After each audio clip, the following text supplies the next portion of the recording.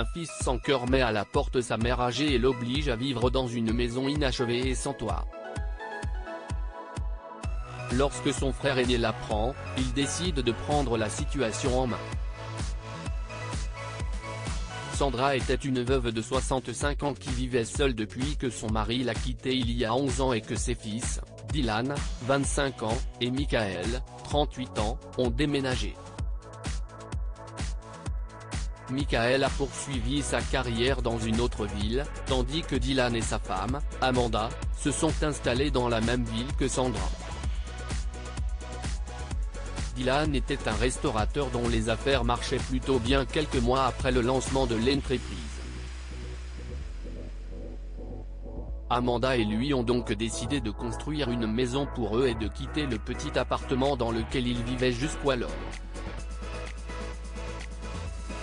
Cependant, en raison de circonstances imprévues, l'entreprise de Dylan a subi un revers majeur et il a commencé à perdre de l'argent.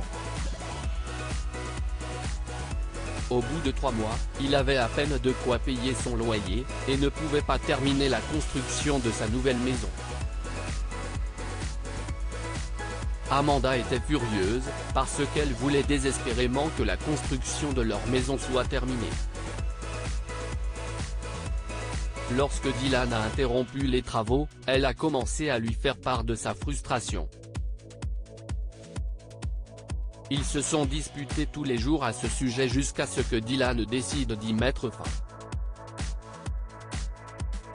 Alors, qu'est-ce que tu comptes faire maintenant, Dylan? As-tu une cachette secrète ou un génie pour exaucer nos souhaits? Nous n'avons pas payé notre loyer ce mois-ci, Dylan. Arrête d'être ridicule. Amanda lui a hurlé dessus.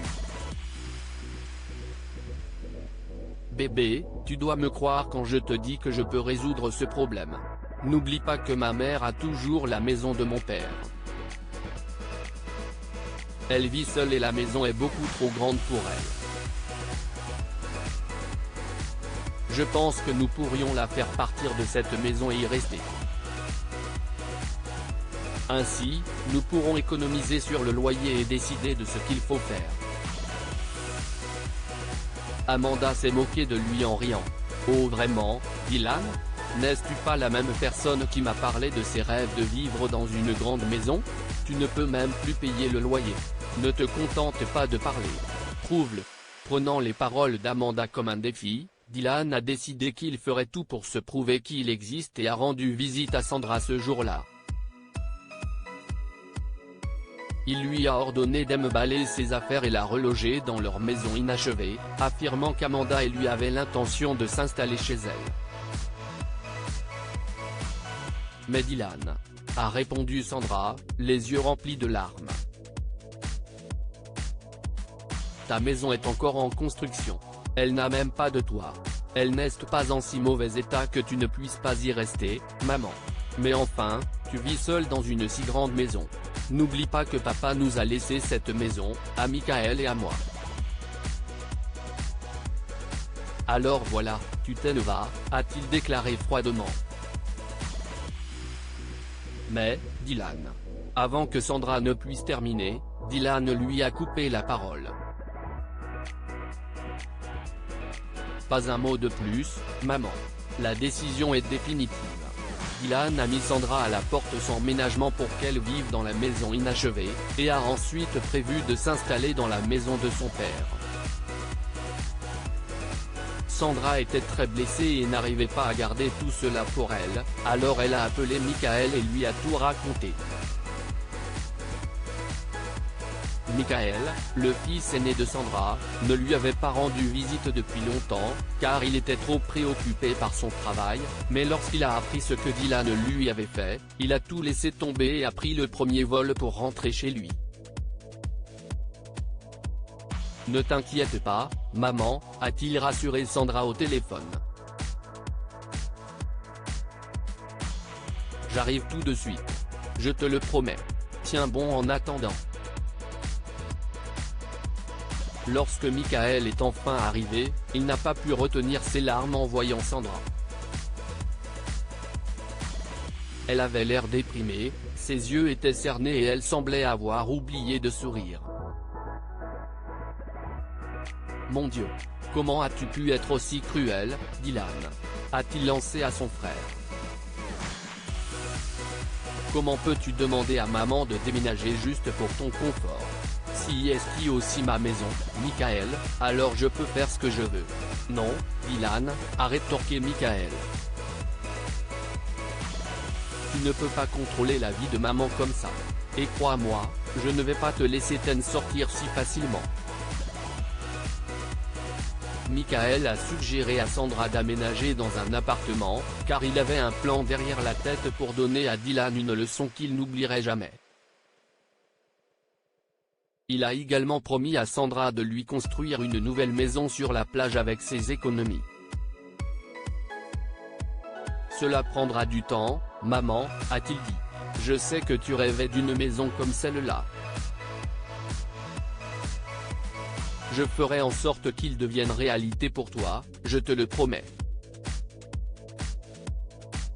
En attendant, tu peux vivre dans un appartement ou emménager avec moi.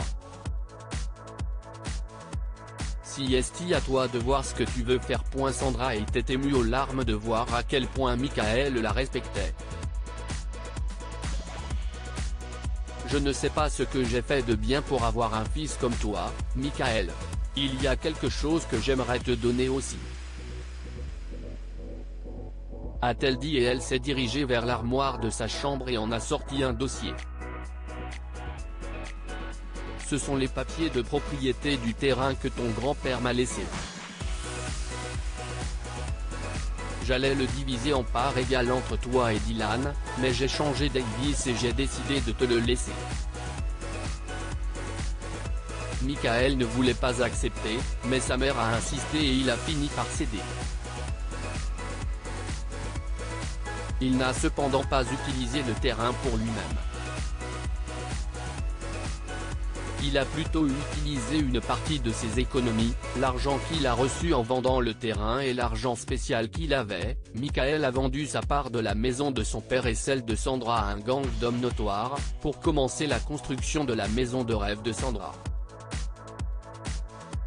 Une fois les travaux terminés, Sandra a emménagé dans sa nouvelle maison. Jusqu'alors, elle vivait avec Michael. Depuis l'incident avec Dylan, Michael rendait régulièrement visite à Sandra pour prendre de ses nouvelles.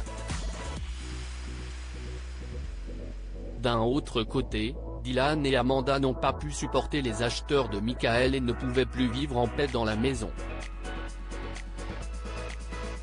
Que retenir de cette histoire? Il ne faut pas s'abaisser à exploiter ses parents à des fins lucratives.